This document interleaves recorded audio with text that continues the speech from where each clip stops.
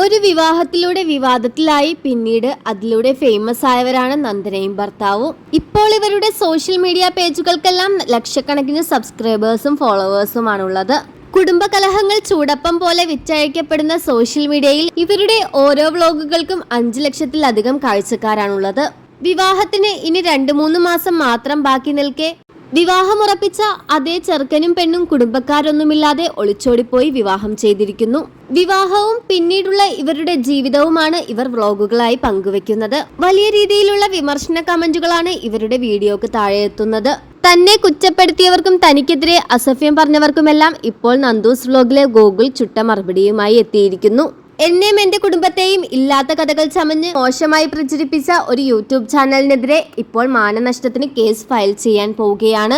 ഇനിയെല്ലാം നിയമ വഴിക്ക് പോകട്ടെ. എന്റെ ഭാര്യയ്ക്കില്ലാത്ത പ്രശ്നം മറ്റാർക്കും വേണ്ട. കുറച്ച് തിരക്ക് കാരണം വീഡിയോ ഇടാൻ സാധിച്ചില്ല. ഇവരുടെ വിവാഹത്തിന് പിന്നാലെ ഇവരെ വിമർശിച്ചുകൊണ്ട് നിരവധി റിയാക്ഷൻ വീഡിയോസ് വന്നിരുന്നു. എന്നാലും ഗൂഗിൾ ഉദ്ദേശിച്ച ആ യൂട്യൂബ് ചാനൽ ആരുടെയാണെന്നാണ് എല്ലാവരും തിരക്കുന്നത്.